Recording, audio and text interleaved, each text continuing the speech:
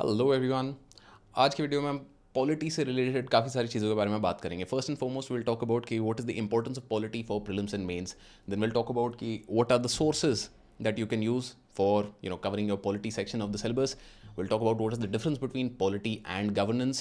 We'll talk about कि भाई polity करना यहाँ से है तो कैसे करना है, how do you read books like Lakshmikant, and then we'll talk about कि भाई how do you cover governance, second ARC की reports important है या नहीं है, क्या करना है, how do you make notes for polity, and I'll show you examples from my notes which I made during my mains attempts so that you have a very clear idea कि भाई किस तरीके से मैं इस बारे में बात कर रहा हूँ. At the same time we will walk through Laxmikanth and see chapter by chapter कि भैया क्या इंपॉर्टेंट है क्या नहीं है. And finally we will also see कि भाई करंट अफेयर्स का क्या रेलेवेंस है for polity preparation in UPSC civil services exam.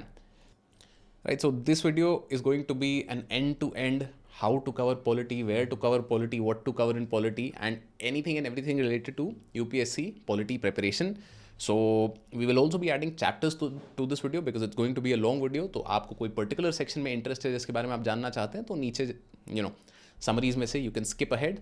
And for those watching till the end, there will also be a special announcement. So please stick around. If not, skip around as you wish.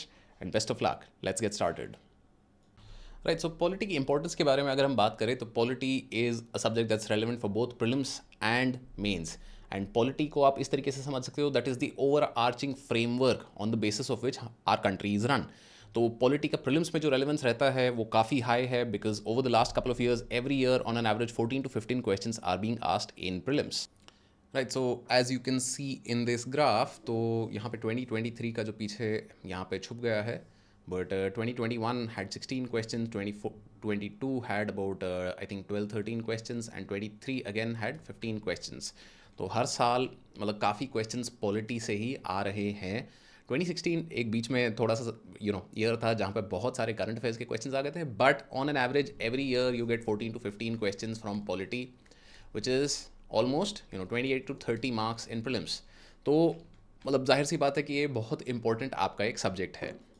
तो prelims का तो ये point है ही, but if we talk about mains तो GS2 का जो आपका पेपर होता है which is a full general studies का पेपर 250 मार्क्स.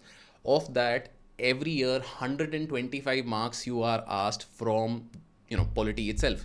बाकी के जो 125 नंबर हैं they are equally divided between governance and with international relations and social justice. So despite all of these other sections being a lot more current affairs related and it being a lot more difficult to prepare for them, GS2 is one of the better scoring papers in mains क्योंकि polity का इतना heavy वहाँ पे section आता है and उसका एक बहुत ही स्टैटिक सा सिलेबस है. तो which brings us to the next point of conversation कि भाई कहाँ से इसके बारे में हम तैयारी कर सकते हैं. राइट, तो सोर्सेज की अगर हम बात करें तो ये 4 बेसिक किताबें हैं. Now NCERTs are obviously something that you should read. अगर आपने बिल्कुल नई तैयारी शुरू करी है, you are somebody who doesn't know anything at all about polity, तो you can read the NCERTs from class 6 to 12. But अगर 6 to 12 की NCERTs आपको ज़्यादा ही ईजी लग रही हैं, यू थिंक कि भाई मतलब इतना तो बेसिक किया हुआ है, so then this one book is the one and only NCERT that you effectively need to read. Indian Constitution at Work, this is a class 11th की NCERT book, and ये किताब अगर आपने पढ़ ली तो essentially एक basic understanding of how the constitution works आपको आ जाएगी. Now, the other big choice that you have over here is generally between a book called Constitution, Indian Constitution का Introduction by Durgadas Basu, and you have Indian Polity, which is one of the most popular books for civil services exam preparation. Now आज की video में obviously will be using this particular edition of Lakshmikant for further discussion, but अगर कोई नया edition इसमें आ गया है तो इसमें ऐसी कोई टेंशन वाली बात नहीं है. Most of the things between the books remain the same. बस डिफरेंस ये आ जाता है कि भाई कुछ नए जो कॉन्स्टिट्यूशनल अमेंडमेंट्स हैं वो नए एडिशंस में आपके ऑलरेडी अपडेटेड होते हैं. Right, so Laxmikant and DD Basu में क्या फ़र्क है. तो सबसे पहली चीज़ एक आपको ये ध्यान रखनी है कि this is not a book for civil services exam. This a very good book to understand Indian polity and constitution, क्योंकि ये किताब जो है मतलब it is written by one of the greatest experts on the Indian constitution which is doctor Durgadas Basu, and Acharya ji के नाम से जाने जाते हैं ये. But this book is essentially for civil services exam and other state examination. तो this is obviously optimised for that. इसमें आपको PYQs भी मिल जाएंगे, प्रीलिम्स के क्वेश्चंस भी सामने से ही रखे हैं, year wise mark breakup. So all of these sorts of things, obviously it will be easier for you to get in Lakshmikant. Other than that, Lakshmikant, obviously being one of the more popular books, it is a little easier to understand, क्योंकि D Basu जो किताब है, अब क्योंकि civil services exam के लिए इसको नहीं लिखा गया है, तो then naturally the language that is used in this book is a little heavier, कि ये लीगल किताब है एंड ये लीगल लैंग्वेज यूज़ करेगी. बट अगर आप लीगल लैंग्वेज के साथ कंफर्टेबल हैं, इसका PDF वर्जन आपको कहीं ना कहीं मिल जाएगा, तो you can try if you feel that you are comfortable with that sort of a language, then this is the book that you should prefer. But अगर वो भाषा नहीं समझ आ रही, कि भैया वो सर के ऊपर से भाषा ही जा रही है, then this is the book for you. And इसी बुक के थ्रू हम डिस्कस करेंगे later in this video, where I will show you, walk you through the index of this book and show you कि भैया मतलब क्या चीज़ें आपको करनी है, क्या आपको नहीं करनी है. Right, but at the same time there is this book which is the Constitution of India by Mr. PM Bakshi. अब ये किताब जो है, ये कायदे से ना भी खरीदो तो चलता है, बट इसके बजाय आपको क्या करना पड़ेगा कि I would prefer that you read the bare acts of the constitution. अब बेयर एक्ट यहाँ से नहीं पढ़ रहे. बेयर एक्ट का सबसे पहले मतलब क्या होता है? बेयर एक्ट मतलब एक्सप्लेनेशन नहीं है, कुछ नहीं है कि भाई कानून लिखा हुआ कैसे है, how is it written in the constitution itself, just have a look. क्योंकि बहुत बार क्या होता है कि लक्ष्मीकांत पढ़ के थोड़ा कन्फ्यूजन रह सकता है कि भाई ये सही है नहीं है क्या है. अगर मैंने साथ ही साथ द बेयर एक्ट मीनिंग जो एक्चुअल लॉ लिखा हुआ है वो पढ़ लिया, तो it makes it sometimes easier for you to understand. Let's take an example of this. Right, so this is the website of the legislative department. You can Google simply कि भाई constitution of India legislative department. तो यहाँ पे आपको constitution in English, Hindi and all of the schedule languages मिल जाएगा. तो ये जैसे हमने कॉन्स्टिट्यूशन को खोल लिया, तो कॉन्स्टिट्यूशन का इंडेक्स भी आपको यहाँ मिलेगा, सारे पार्ट्स कौन से हैं, क्या है, everything you will get. But अब जैसे लक्ष्मीकांत में आप पढ़ोगे कि भाई name of the India that is Bharat is a union of states, मतलब the first article according to Laxmikanth says कि भाई it defines the territory of India and बहुत ही बेसिक सा ये आर्टिकल है. बट अगर मैंने सेम लैंग्वेज भी यहाँ से पढ़ ली, the bare act of the constitution itself, it can be very helpful.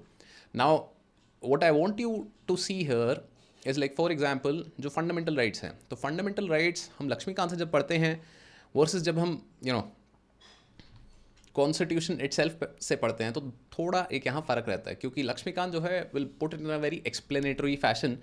But यहाँ पे आप देखो तो protection of article 19, freedom of speech, assembly, association, move freely throughout the territory of India and then settle and reside in any part of India, practise any profession. तो यहाँ पे जैसे देखो कि भाई लक्ष्मीकांत में क्या होगा ना कि एफ वाला जो पार्ट है वो ऐसे नहीं दिया होगा आपको, बट कॉन्स्टिट्यूशन में यहाँ पे आपको यही बता दिया कि देखो कुछ जो है हटा दिया गया था.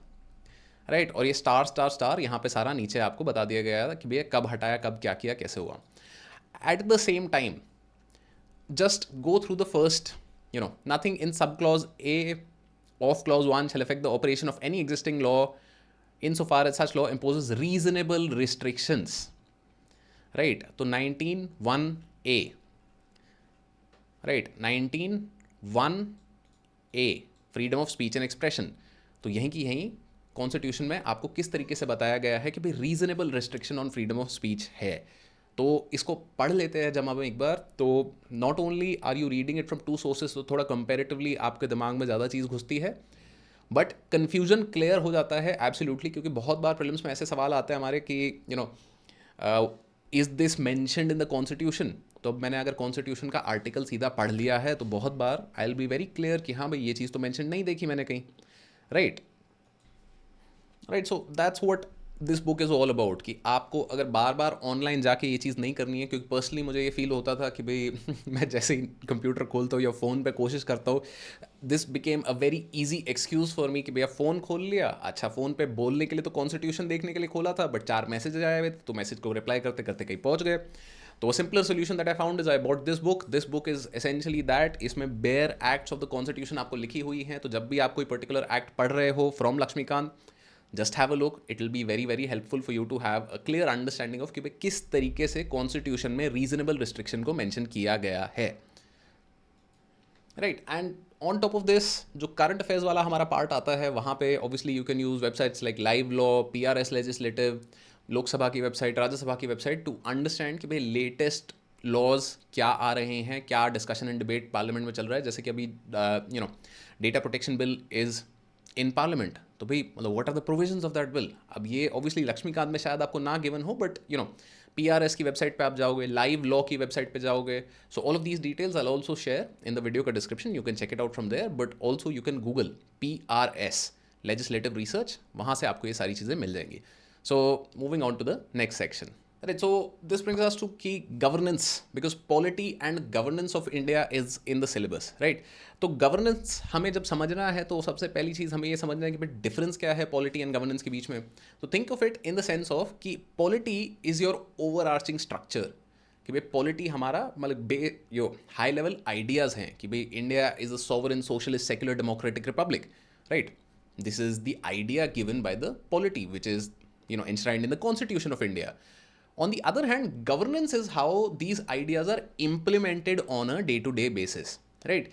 कि sovereign socialist secular democratic republic है, ठीक है, बट अभी इलेक्शन होगा कैसे? तो there is the Representation of People's Act. So Representation of People's Act is the implementation of the idea that India is a democracy, right? तो democracy and the high level ideas जो हैं ये हमारा polity है, and इन्हीं ideas का जो implementation आता है, जो स्कीम्स होती हैं, जो लॉज होते हैं, all of these are your governance. तो polity and governance are obviously very closely related, क्योंकि जो पॉलिटी में आप बेसिक पढ़ोगे उसी का इम्प्लीमेंटेशन फिर आप देखोगे कि भाई स्कीम में क्या हुआ, कैसे हुआ. एंड सुप्रीम कोर्ट में जो केसेस होते हैं जैसे, तो like one of the reasons for कि भाई ये लॉ को स्ट्राइक डाउन किया गया है is because it is not in keeping with the provisions of the constitution, कि भाई पॉलिटी का जो हमारा ओवर आर्चिंग आइडिया है उसके अकॉर्डिंग ये चीज़ नहीं है, तो इस कारण से इसे रद्द किया जाता है. राइट, सो गवर्नेंस पढ़ने के obviously governance by M. Laxmikanth is one book, कि इंडियन पॉलिटी ये किताब तो है ही, but there is also governance by M. Laxmikanth. So that book you can read, but at the same time second ARC की जो रिपोर्ट्स हैं वो बहुत ही ज़्यादा हमारे इंपॉर्टेंट हो जाती हैं फॉर कवरिंग गवर्नेंस. क्योंकि अगेन जैसे कि हम बेयर एक्ट्स पढ़ रहे थे when we were reading polity, तो if you can read the second ARC का रिपोर्ट्स, एंड इसके बारे में भी हम डिटेल में बात करेंगे कि भाई कैसे सेकंड ARC की रिपोर्ट्स पढ़नी है, क्योंकि पूरी रिपोर्ट नहीं पढ़नी है आपको. तो सेकंड ARC की कौन कौन सी रिपोर्ट हैं, क्यों पढ़नी है, क्या पढ़नी है, इस सब चीज़ों के बारे में हम बात करते हैं. Right, so to begin the discussion for why you need to read the second ARC, let's begin the discussion with the idea of कि भाई सिलेबस एग्जैक्टली है क्या. तो ये जो है ये हमारा मेंस का गवर्नेंस का सिलेबस है, एंड मेंस GS2.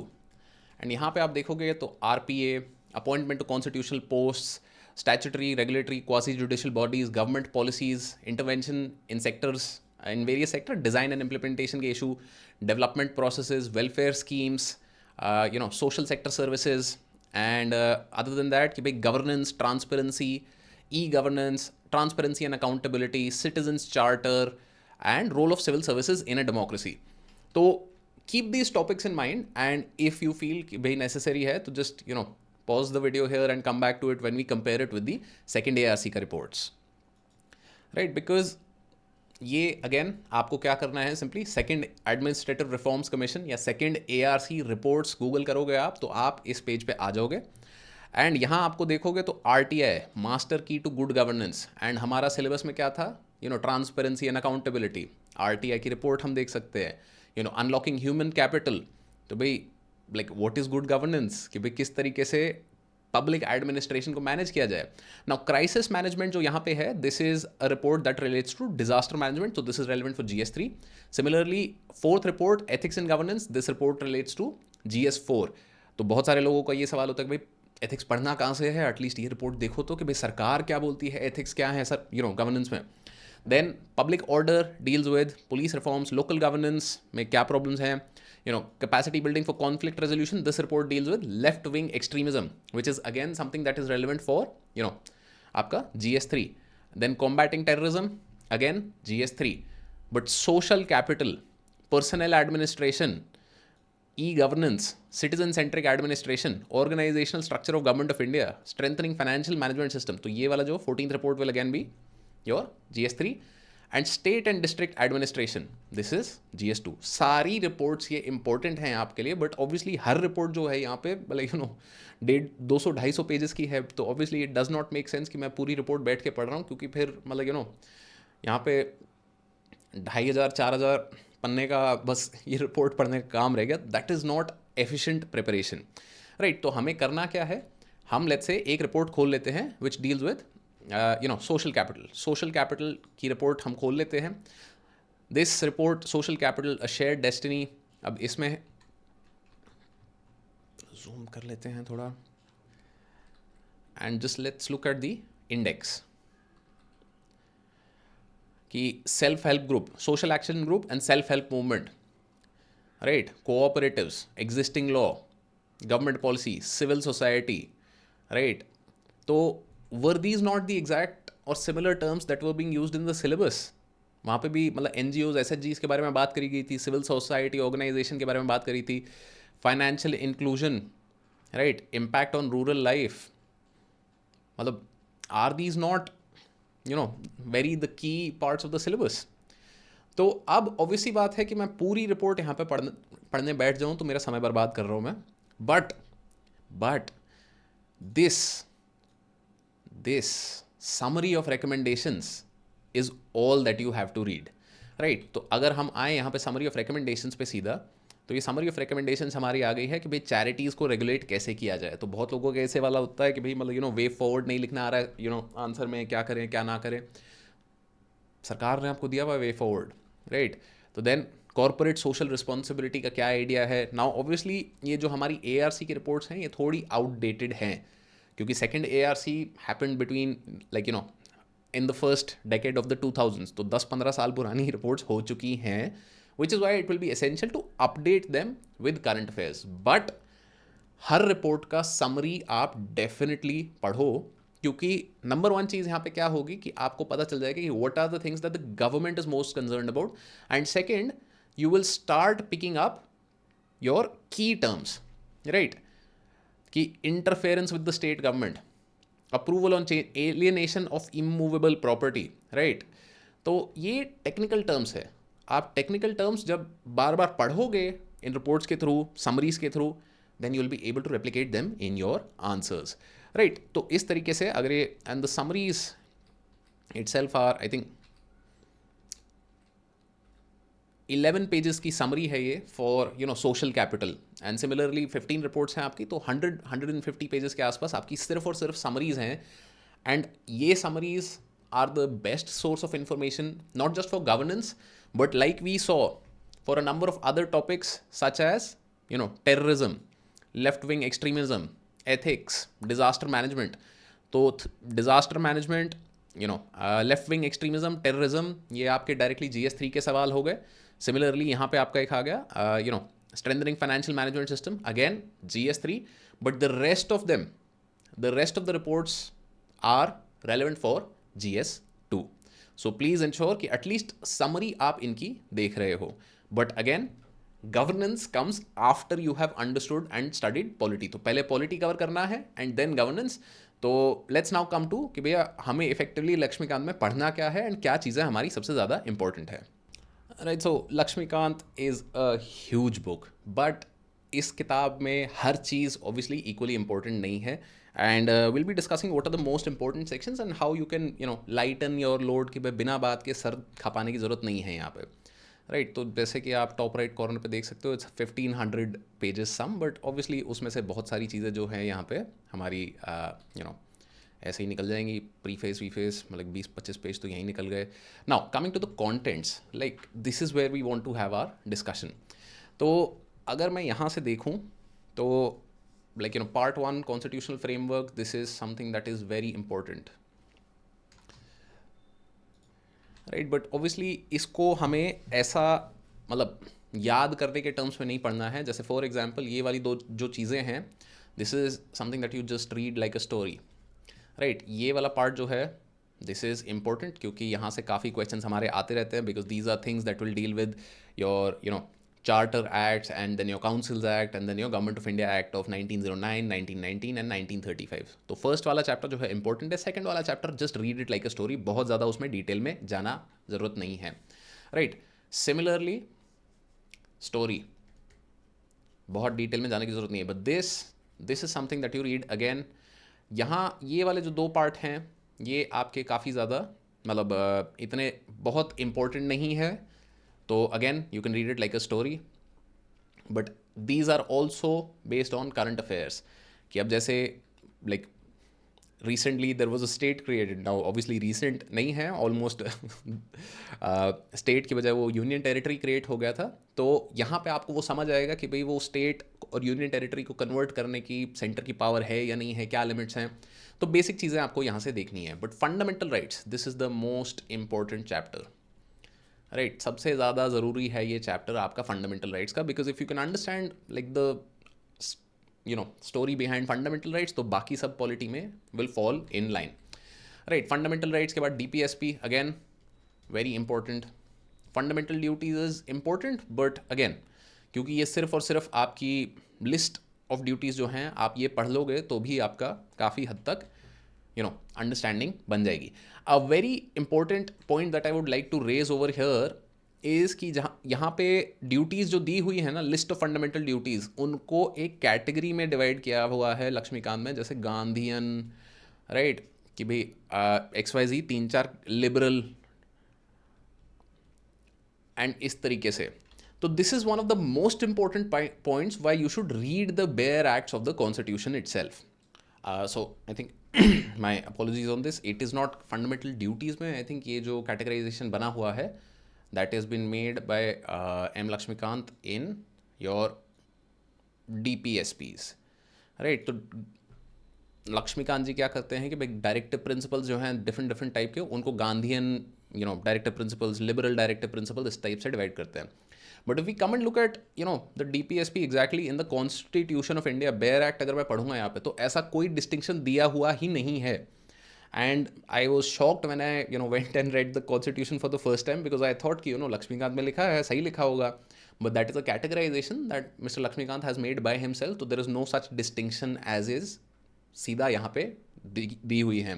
वो आपके समझने के लिए या आपको बेटर grasp करने के लिए he might have made that distinction, but that is not the case in the Indian constitution itself, right। So this is why it is absolutely essential that you go and read the bare acts themselves। at the same time बाकी अगर हम बात करें यहाँ पे, तो amendment to the constitution procedure important है, basic structure very important है। नाउ सिस्टम ऑफ गवर्नमेंट, तो ये वाला जो पार्ट है यहाँ पे, दिस इज सेंट्रल गवर्नमेंट, और यहाँ पे सॉरी सेंट्रल गवर्नमेंट के साथ साथ आपका multiple centre state relation, federal structure, इन सब टाइप की चीज़ें आपको आ जाएंगी ना। बहुत सारे कोर्ट्स आपको यहाँ पे दिए हुए होंगे कि फेडरल सिस्टम पे इस इंसान ने कोर्ट ये दिया हुआ है कि भाई ऐसा होना चाहिए, वैसा होना चाहिए। वो सब कोर्ट याद करने की कोई ज़रूरत नहीं है। when you're starting out, don't worry at all about these quotes, just read to understand, but this is very important। so understanding is what you want to prioritize on। but यहाँ पे जो इंटरस्टेट रिलेशन, इमरजेंसी प्रोविजंस हैं, ये वाली सारी चीज़ें भी आपकी वेरी इंपॉर्टेंट चल रही हैं। अब ये क्या कर रहा है, यहाँ सेंट्रल गवर्नमेंट, ये बस सेंटर स्टेट रिलेशन की अभी तक बात हो रही थी, बट अब जो आएगा सेंट्रल गवर्नमेंट वाला पार्ट, तो this is where you have to compare, right, कि सेंट्रल गवर्नमेंट में जो भी चीज़ें आपको गिवन हैं, लाइक प्रेसिडेंट है, तो you have to compare them with what, state government. तो अगर प्रेसिडेंट आपको गिवन था तो compare with governor. Vice president का ऑब्वियसली वेरी सिमिलर रोल वहाँ पे नहीं है, बट प्राइम मिनिस्टर अगर यहाँ गिवन है तो वहाँ पे आपको कंपेयर करना है चीफ मिनिस्टर से। यहाँ पे सेंट्रल काउंसिल ऑफ मिनिस्टर्स है, तो यहाँ आपको कंपेयर करना है स्टेट काउंसिल ऑफ मिनिस्टर्स से। अब कैबिनेट कमिटीज़ जो हैं, again are these mentioned in constitution और नॉट, तो ये वाली चीज़ हमेशा, इसलिए लक्ष्मीकांत के साथ साथ बेयर एक्ट अगर हम पढ़ते चले तो फिर ये हमें कन्फ्यूजन नहीं होता कि भाई कैबिनेट कमेटी अलग से मेंशन है, नहीं है, क्या है, क्योंकि लक्ष्मीकांत का काम क्या है, he wants to make it easier for you to understand, but that does not mean कि भैया वर्ड टू वर्ड कॉन्स्टिट्यूशन को उन्होंने उठा के यहाँ लिखा हुआ है। तो पार्लियामेंट को हम कंपेयर करेंगे सिमिलरली स्टेट लेजिस्लेचर से, तो आप देखोगे ना इस तरीके से आते हुए कि भाई सेंट्रल गवर्नमेंट का जो स्ट्रक्चर है, ditto copy same to same आपका स्टेट गवर्नमेंट का स्ट्रक्चर है। कुछ चीज़ें ऑब्वियसली यहाँ पे डिफरेंट होगी। एंड लाइक फॉर एग्जाम्पल, अब यहाँ पे आप आओगे तो this parliamentary forum chapter is not very important, parliamentary group chapter is not very important, but the rest of them are very important, right. अब जैसे जुडिशल एक्टिविज्म का ये और PIL का जो चैप्टर है, again read them like a story. To begin with इस पे इतना ज़्यादा आपको ध्यान देने की ज़रूरत नहीं है. Parliamentary group, parliamentary forum, again these are things that you can just read like a story. बहुत डिटेल में इसमें जाने की ज़रूरत नहीं है कि भाई मतलब क्या बोल दिया, ऐसे कैसे हो गया, क्यों हो गया, ये कौन सा ग्रुप है, कहाँ है, सारे मेंबर हैं नहीं हैं. कोई टेंशन लेने की ज़रूरत नहीं है. एक सवाल नहीं आया पिछले 15 साल में इधर से, तो जस्ट रिलैक्स. बट वही स्टेट लेजिस्लेचर पे जब हम जाएंगे तो ये सारी चीज़ें हमारी कंपेरेटिव आती रहेंगी. And tribunals over here is again very important. अब subordinate courts and special provisions for some state. तो ये स्पेशल प्रोविजंस जो है, these are article 370 onwards, right. तो अब पुराना जो वर्जन ऑफ लक्ष्मीकांत अगर आपके पास है तो obviously that will also mention article 370, but that obviously has been recalled in 2019. तो अब यहाँ पे ये आपके 370 A B C D E F G multiple हैं, because there are some special provisions with regard to multiple states in India. और इसको भी हमें अभी के लिए सिर्फ एज अ स्टोरी की तरह पढ़ना है, ताकि हमें ये एहसास रहे कि भाई there are multiple states with these kinds of provisions, but I don't have to go into detail about exact क्या दिक्कत थी, क्या चेंज था, क्यों था, राइट. तो अभी तक हमने देखा कि भाई 2 मेजर सेक्शन था हमारे, central government and state government, जिनको हमने बस कंपेरेटिव तरीके से पढ़ना है कि आप प्रेसिडेंट पढ़ो, फिर गवर्नर पढ़ो, central legislature then state legislature. क्यों? क्योंकि आप ये करोगे ना तो आपको तभी की तभी समझ आ जाएगा कि भाई कोई फ़र्क नहीं है. जो पार्लियामेंट में हो रहा है सिमिलर चीज़ें स्टेट गवर्नमेंट में हो रही हैं, बट क्योंकि साथ में अगर आप पढ़ रहे हो तो आपके पढ़ने की स्पीड भी तेज़ हो जाएगी. And at the same time it will be easier to make the clarity and distinction about कि भैया क्या चीज़ें सेम है और क्या चीज़ें डिफरेंट है, what are the powers of the parliament that are different from state legislatures, right. तो इस तरीके से अगर आप कंपेरेटिव स्टडी करते हो यहाँ पे तो your life will become very easy, right. Then local government वाला जो है, this is again very important. Union territories and special areas, very important. And then constitutional bodies. तो कॉन्स्टिट्यूशनल बॉडीज़ का जो पार्ट 7 वाला पूरा सेक्शन है, फ्रॉम दिस पॉइंट ऑनवर्ड्स, अब ये जो नॉन कॉन्स्टिट्यूशनल बॉडीज़ हैं, अगेन इनको सिर्फ और सिर्फ स्टोरी की तरह पढ़ना है आपको. पूरा section from here on, right. सिर्फ और सिर्फ आप कहानी की तरह इसको पढ़ोगे तो कोई दिक्कत नहीं है जीवन में, क्योंकि पीछे की जो कहानी थी that was what was the more important story. तो ये सारा you can read like a story. Similarly, other constitutional dimensions, story, political dynamics, story. तो ये सारी चीज़ें just read like a story. तो लक्ष्मीकांत में कायदे से अगर हम देखें तो half of the book you have to just read like a story. मतलब उसमें टेंशन नहीं लेना है, मुझे याद करना है नहीं करना है, CIC का कौन था, SHRC का कौन था, मतलब नेशनल ह्यूमन राइट्स कमीशन कहाँ था, क्या था. ये चीज़ आई वुड हाईली रिकमेंड कि भाई एटलीस्ट इतना डिफरेंस आपको पता होना चाहिए कि भाई कौन सी बॉडी आपकी नॉन कॉन्स्टिट्यूशनल है एंड कौन सी बॉडीज़ आपकी कॉन्स्टिट्यूशनल है. एंड समथिंग लाइक कि भैया difference between constitutional, statutory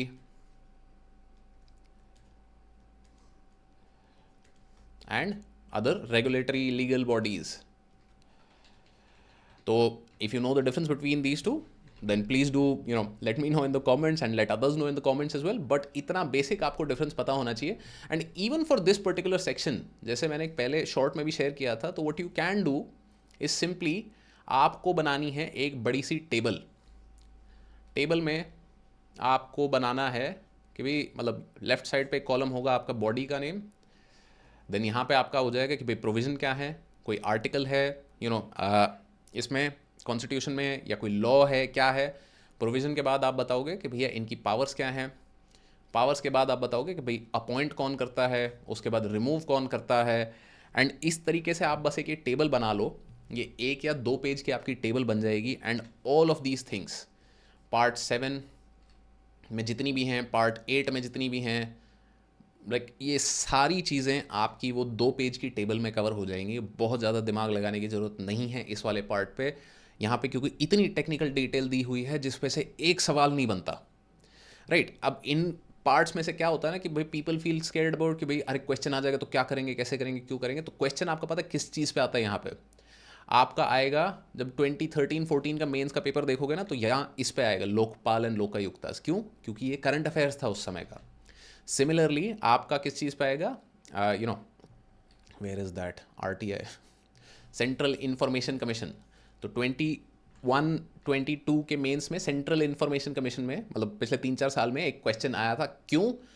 again current affairs tha, there were some amendments made by the government of India in the RTI Act, because of which this section became very important, right?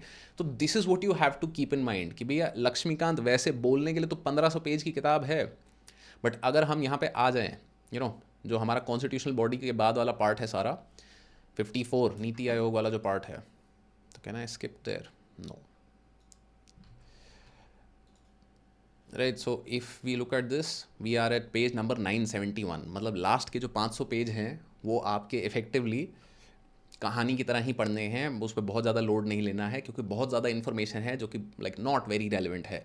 अगर current affairs में obviously वहाँ से कुछ information आती है या कोई चीज़ highlight होती है, जैसे आज की डेट में CBI काफ़ी न्यूज़ में है, तो CBI वाले सेक्शन को obviously you should read more carefully, rest of it like a story.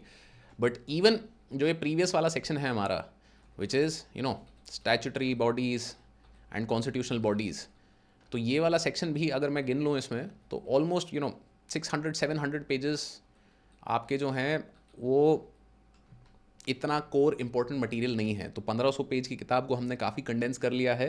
And if you go about reading Laxmikant in this manner, obviously आपका काफ़ी समय बचेगा यहाँ पे, right. So when you are reading Laxmikant, एक बार अपने इंडेक्स को इस तरीके से आप मार्क कर सकते हैं. एंड प्रीएम्बल वाला जो पार्ट है, this is again important. Citizenship, union and territories, इसको स्टोरी की तरह, this is the most important, very very very important इसको बोल सकते हो आप, क्योंकि fundamental rights is what the constitution is.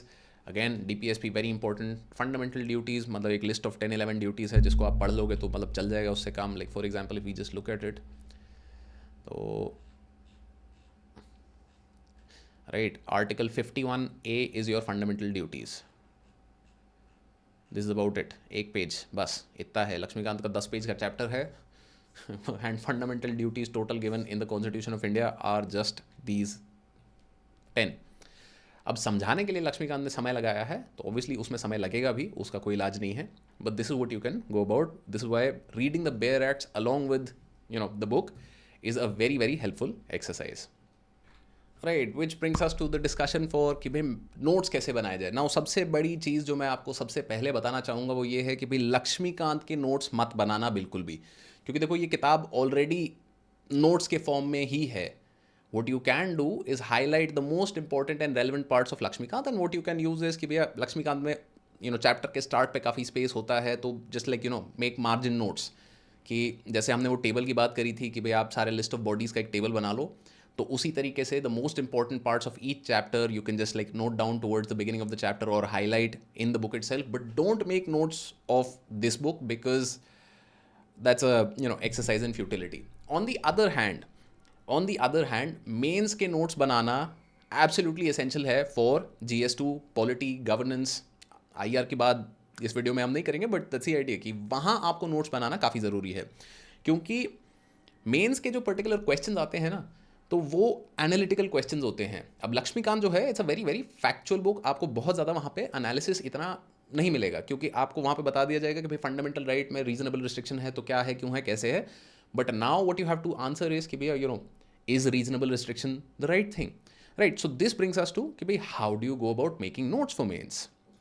Right, so these are my notes that I made for my mains ka preparation in the year 2020. And like for example, this is a note that I've made for working of the National Commission of SC, ST and backward classes. तो सबसे पहली चीज़ जब आप देखोगे यहाँ notes में क्या है, यहाँ पे सबसे पहली चीज़ जो हुई है, मैंने यहाँ पे सीधा का सीधा अपना कॉन्स्टिट्यूशनल प्रोविजन लिख दिया है कि भैया these constitutional bodies are formed under these particular articles. तो national commission of schedule caste जो थी 338, schedule tribes 338A, backward caste और बैकवर्ड क्लासेस 338B. एंड मैंने सीधा का सीधा प्राइमरी फंक्शंस जो हैं उनके यहाँ लिख दिए हैं कि भाई there are 4 major areas that these bodies function on, which is service safeguard, educational development, investigating atrocities and economic development, right. But once you get into it कि भाई अब फंक्शन कैसा हो रहा है या क्या है नहीं है, तो बेसिक स्ट्रक्चर भी हमने यही लिख लिया कि भाई चेयरमैन है, VC है, 3 अदर मेंबर्स है, parliament to determine appointment appointed by president, report laid before parliament. तो this is why it is a constitutional body कि भाई पार्लियामेंट के सामने इनकी रिपोर्ट जाती है सीधा. और लाइक कॉन्स्टिट्यूशन में ऑब्वियसली आर्टिकल है. तो यहाँ पे जो important part है of this particular note is when we move to the next part of it, which is कि भैया functions क्या है, कि investigate and monitor matters of interest, inquire into specific complaints. But the problem with these notes, जो मतलब अब यहाँ पे नोट स्पेसिफिक हैं यहाँ पे, राइट, कि मैंने कोशिश करी है कि participate in planning process and evaluate progress. But अगर मैं यहाँ कोई एग्जाम्पल और लिख पाता, राइट, कि recommend improvements फॉर what, तो that would have been much better. And similarly अगर यहाँ पे देखें हम, तो like these are the problems that are, you know, I think I'm not able to show very correctly, but let me try. Right. So मतलब यहाँ पे अगर हम देखें तो प्रॉब्लम्स क्या है कि भाई delay in appointment of members. अब यहाँ पे for example this many vacancies, elite bias in functioning. तो एलीट बायसेस का एटलीस्ट मैंने यहाँ पे थोड़ा बहुत एग्जांपल कुछ लिखा हुआ है. एलीट बायस का क्या मतलब है कि for the national commission of schedule caste, बायस क्या है कमीशन का, कि भाई वो सिर्फ और सिर्फ सर्विस मैटर्स के बारे में बात कर रहे हैं, राइट. तो इनएबिलिटी टू रिड्यूस डिस्क्रिमिनेशन, कि भाई despite the functioning of these constitutional bodies, मतलब कोई इफेक्ट हुआ नहीं है. Delay in tabling of reports, कोई स्टेटिस्टिक अगर मैं लिख सकता था तो that would have been very very useful. तो इस तरीके से हमें यहाँ पे अपने नोट्स बनाने हैं कि हमने क्या किया कि जो कॉन्स्टिट्यूशनल बॉडीज़ हैं, तो वो कॉन्स्टिट्यूशनल बॉडीज़ को हमने उनकी फंक्शनिंग से रिलेट करके अपने नोट्स बनाए, right. But we did not stop there, we also made some notes for कि भाई सोल्यूशंस क्या हैं इनके पोटेंशियल. बट अगेन इनमें भी प्रॉब्लम क्या है इन नोट्स में कि भाई ये रिकमेंडेशन किसकी हैं, हु इज़ रिकमेंडिंग. तो if you can mention something like second ARC, या भाई मतलब कोई एक्सपर्ट कमेटी ने जिन्होंने बोला है कि भाई इस तरीके से किया जा सकता है, mention them, because if you can it adds value to your answer. And अब अगर आप जाके मतलब मेंस का सिलेबस देखोगे तो मेंस के सिलेबस में constitutional bodies, their functioning issues therein, तो that is one of the topics. And अगर ये 1 पेज का नोट अगर मैं लेके जाऊँ कहीं पे with obviously the added examples, I will be able to answer most of the questions there in. But Laxmikanth के नोट अगर मैं बनाने लगूंगा तो फिर मैं क्या करूंगा कि मैं आर्टिकल 338 के प्रोविजंस लिख दूंगा वहाँ पे सारे, वो भी हैं. मतलब इट्स नॉट लाइक कि इस नोट में वो प्रोविजन नहीं है कि भाई ये क्या है, ये स्ट्रक्चर 338 में ही तो दिया हुआ है, और कहाँ दिया हुआ है, राइट, कि 4 major areas of functioning. Now these are things that are coming in practice. But functions के अलावा जो प्रॉब्लम्स एंड सोल्यूशंस हैं, ये हमें थोड़ा बहुत रिसर्च करके अपने आप से कोलेट करनी है, बनानी है. और इसके लिए हम क्या कर सकते हैं, तो obviously this is where your websites like PRS legislative, live law, second ARC का रिकमेंडेशंस, तो ये सारी चीज़ें वहाँ पे आपको कहीं ना कहीं मिल जाएंगी. क्योंकि सेकंड ARC के रिकमेंडेशंस आप जब पढ़ोगे ना जाके कि भाई गवर्नेंस स्ट्रक्चर कैसे होना चाहिए, तो वहाँ पे some of these recommendations you will definitely find. तो that is why it's very important that we have this sort of a broad based understanding of polity. And notes Laxmikanth के नहीं बनाने हैं हमें, नोट्स हमें सिलेबस, मेंस के syllabus के हिसाब से अगर हम बनाएंगे तो that will be very very useful, right. तो इस तरीके से हमें अपने पॉलिटी के नोट्स बनाने हैं. विच ब्रिंग्स अस टू कि भैया करंट अफेयर्स अब कहाँ से करें, क्या करें. तो लाइव लॉ, PRS लेजिस्लेटिव की हमने काफ़ी बात कर ली है. Let's just have a look at these websites and how we can use them to supplement our understanding of the political system in India. Now, before we get into कि भैया PRS से क्या करना है, लाइव लॉ से क्या करना है, all of these things, first discussion is कि करंट अफेयर्स कैसे रेलिवेंट है यहाँ पे. करंट अफेयर्स का सबसे बड़ा रेलिवेंस फॉर पॉलिटी इज़ कि भैया सरकार नए कानून ले आती है every so often. Like for example in the last couple of years there have been a lot of constitutional amendments, right, कि भाई 101st constitutional amendment which was big, 104th and 5th, I think 105th constitutional amendment is the latest one which is in 2021. तो naturally आपकी किताब अगर पुराने addition की है तो वो कॉन्स्टिट्यूशनल अमेंडमेंट या कोई मेजर एक्ट अगर गवर्नमेंट लेके आई है तो those will not be covered in your book, which are the things that you then have to cover from current affairs. Now current affairs you can obviously cover from newspaper. अगर आपने, जैसे हमने notes की बात करी थी, इस तरीके से अपने नोट्स बनाए हुए हैं तो it becomes easy for you to supplement, क्योंकि आपको बस उस पेज के बाद उसका रेलेवेंट पार्ट जो अपडेट हुआ है वहाँ आप मेंशन कर दोगे.